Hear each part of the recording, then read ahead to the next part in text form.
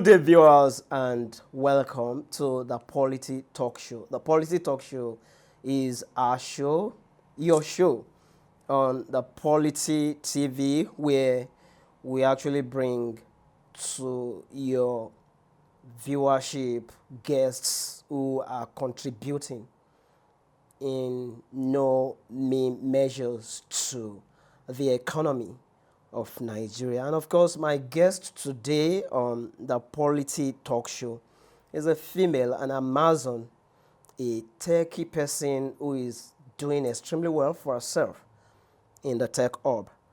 My guest is Oluwafunke Kofoworade. Kofoworade, good afternoon and welcome to the Polity Talk Show. Good afternoon, Mr. Steve. Thanks for having me. My delightful viewers, Kofoworade is an accomplished lead product manager with extensive experience driving product innovation and strategy across diverse sectors, including mobility, IoT, and fintech. Kofoworade has a strong foundation in user research, cross-functional collaboration, and agile delivery. She has successfully led the development of impactful digital products that solve real-world problems. Her ability to align stakeholder vision with user needs, streamline product processes, and lead high-performing teams has consistently resulted in scalable solutions, improved user engagement, and measurable business growth. I can say more about my guest, but you are going to hear directly from her. And of course, Mrs. Oluwafunke Kofoworade, let me start like this. How has it been for you as regards the techie world since you have started as the journey in the tech world in the past 5 years been for you? Thanks so very much for the privilege to have me being on this platform today. I am really grateful for the platform being given to me. How my journey for the past 5 years has been a roller coaster. It's been moments of it's been proud moments. It's been moments that I have been disappointed. It's been a time that I've been faced with challenges here and there, as being a female. And of course, I would not forget to say that it's been an fulfilling journey in tech, especially in product management, because project management has to do with solving real life problems, um, knowing what the users want, and going by the solution to what their wants are.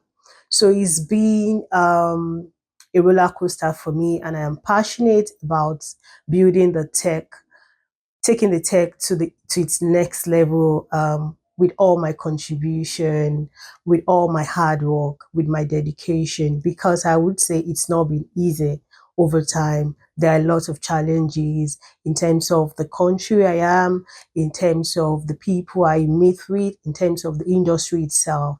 You are being looked down on as a female because there is this perception about the old thing to say, oh, males thrive very well in the tech industry. So for you to be a woman in the tech industry, it's really a tough thing for you. So you have to really know your onion well. You have to stand high at it, and you have to deliver very highly and really in a reputable manner.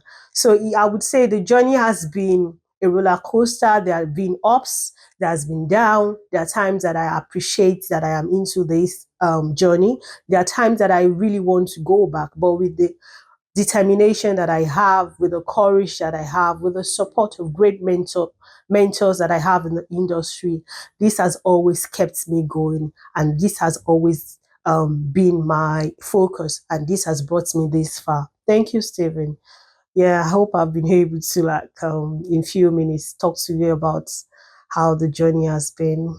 What I am able to take away from the introduction is that the past 5 years has not been easy. It's been a roller coaster one, but then it has also been a huge success for you.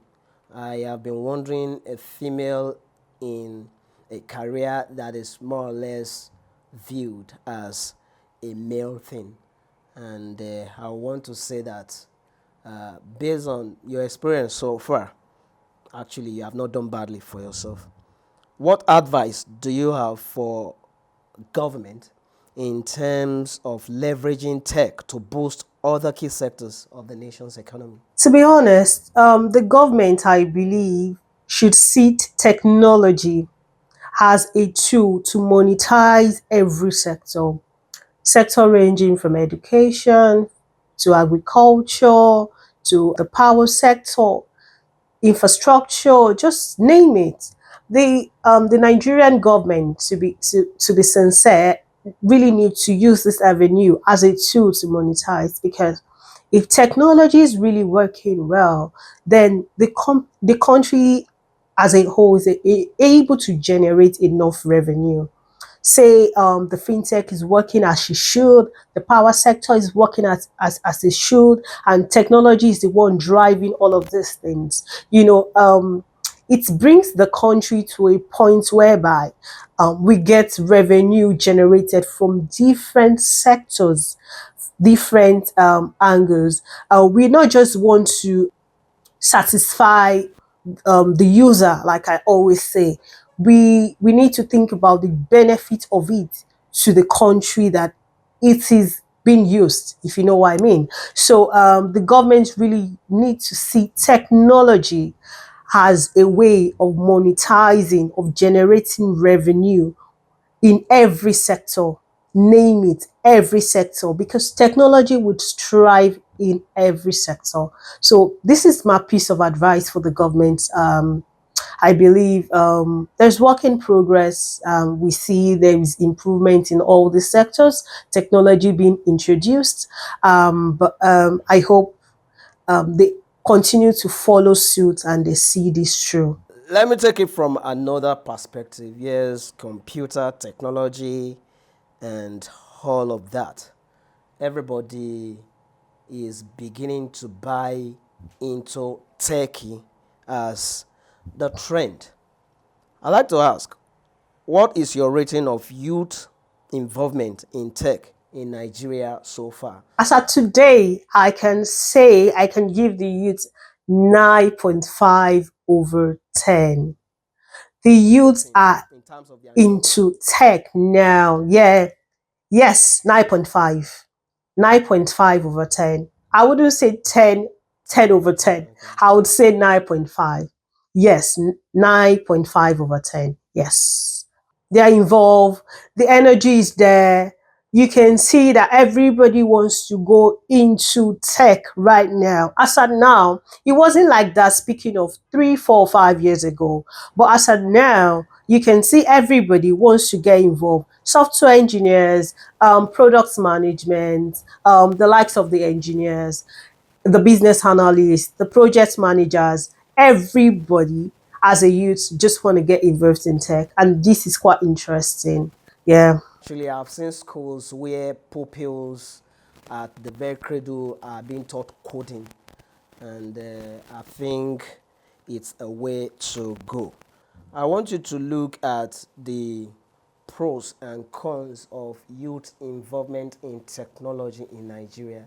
Nigeria being a place where every trend that comes has the potential of being manipulated.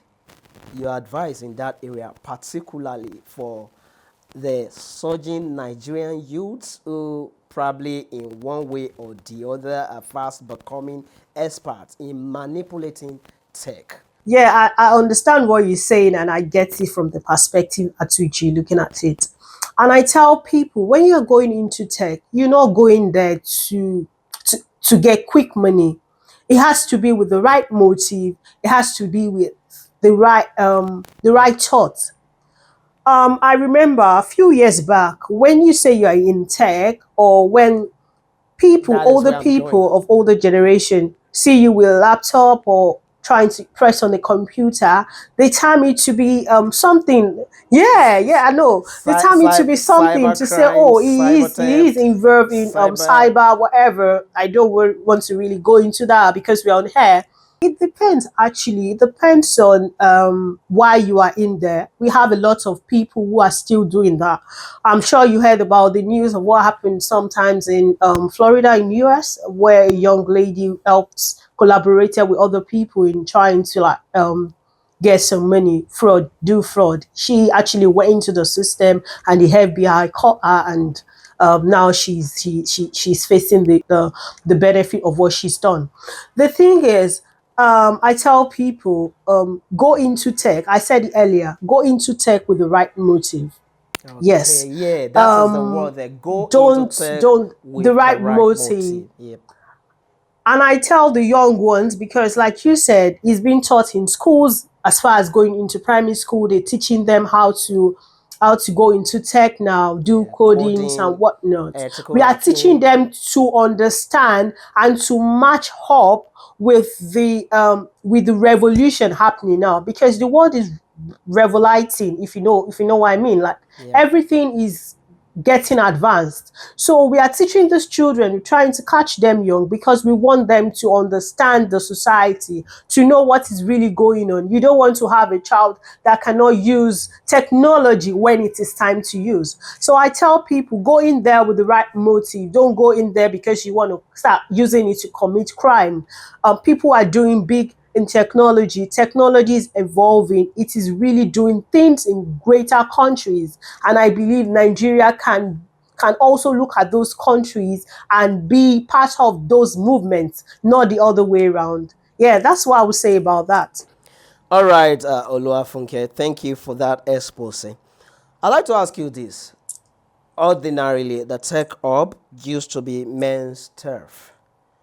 What motivated you to go into IT, Funke? The motivation has always been I love to solve problems. Right from when I was very young, I love to solve problems. I look at this thing and I would see it from a different perspective from where people are seeing it.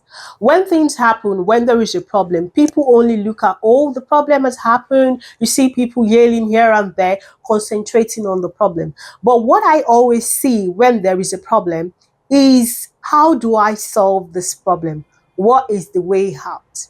This has always been the thing that strives me, that pushes me, that moves me. Yeah, of course, I'd actually gone into project management at some point. I went into hardware, I went into software. But now, seeing going into product management is something that I've really wanted, and I see it as a dream come true, because it's all about listening to people, listening to the users. What do they want? What do they appreciate in what you're trying to give to them? Then taking it back to, oh, this is how we can solve this problem, and pleasing them at the end of the day. So it's something that gives me joy. So this is has always been the passion. This has always been the strength. This has always been my backup, solving problems. This is what has brought me thus far. In case you are just tuning in, this is the Polity Talk Show, and of course, my guest is a tech expert, Oluwafunke Kofoworade. One last one before we call it a wrap on this talk show today, Funke. What are your thoughts on the current state of digital infrastructure in Nigeria? Oh wow, that's a big question. We still have a long way to go in terms of infrastructure in Nigeria, to be honest. In terms of the power, in terms of the network in rural areas, um, we do not have enough of all these things to make the young ones really fly high, I would say. You want to get on the laptop, you want to get on your computer, you're thinking about the network problems, you're thinking about the power failure, and it's really a lot of problem in terms of infrastructure. We do not have the proper building, we do not have the proper power sector, we do not have the structure in terms of network. All of these things put together are a lot of setback. So I would say that the government should look into infrastructure properly. And when I mean infrastructure, I mean looking into power, looking into network, looking into people, putting people in terms of mentor, giving people the platform to be able to showcase what they've got, the talents they have. You know what I mean? Like, not just shut them up, giving them the proper guide, the proper policy, the proper infrastructure, mentors, community that helps, that encourages getting people into tech properly.